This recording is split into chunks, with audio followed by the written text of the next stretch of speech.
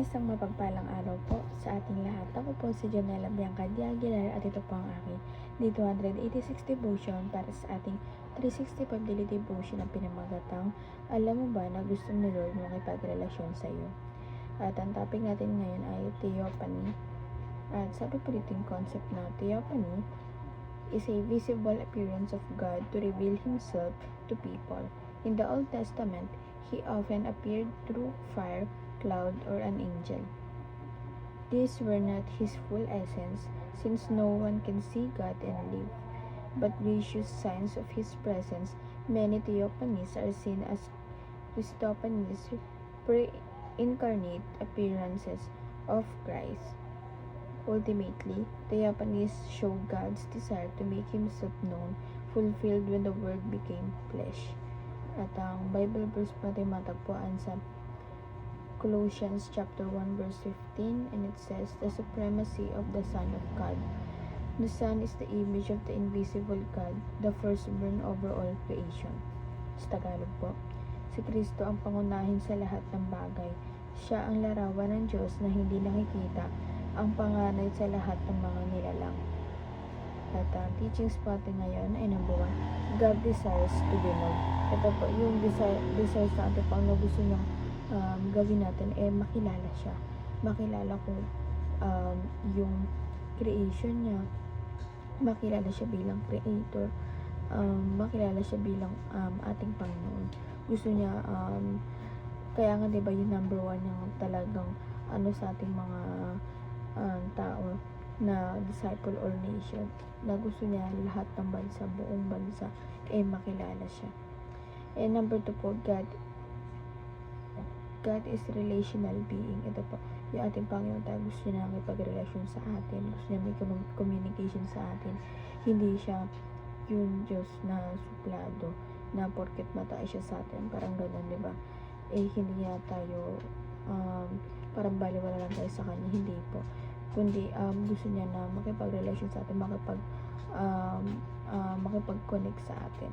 And number 3 po, God reveals Himself through Christ. Ito po, alam naman na po natin na nireveal na ating Panginoon sa pamagitan ni Jesus Christ. Doon niyang tawag dito, parang doon niya nireveal, ginamit niya si Jesus Christ upang i-reveal yung kanyang sarili. And application naman po, paano ito tumapay sa ating buhay. Number 1, make it your goal to know Christ. Ito po, dapat ito yung sinisik natin sa araw-araw, minimeditate natin to na gusto natin makilala, yung lubusan natin, hindi lang basta makilala, kundi magkaroon tayo ng relasyon sa Kanya. And number 2 po, make time and effort in spiritual growth. Ito po, dapat hindi lang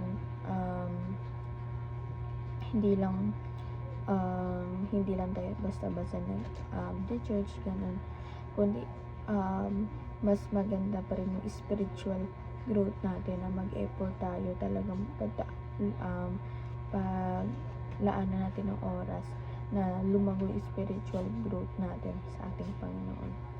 And number 3 po, make Christ known to everyone. Ito po, dahil nga gusto ng ating Panginoon na kilalanin siya bilang tayo mga Kristiyano, na kahit pa paano may learnings na nakukuha sa ating Panginoon.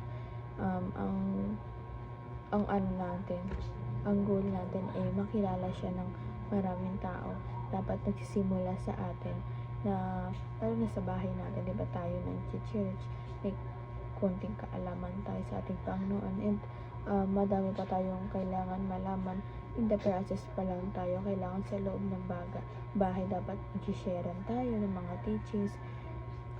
Dapat sa loob pa lang ng bahay nagsisimula yung pananampalataya at pagpapakilala sa ating Panginoon. Dahil syempre pag sa loob ng bahay nagsimula, syempre parang ibibless na ating Panginoon. Sagrado yung pamilya natin, na siyang sentro na ating Panginoon, na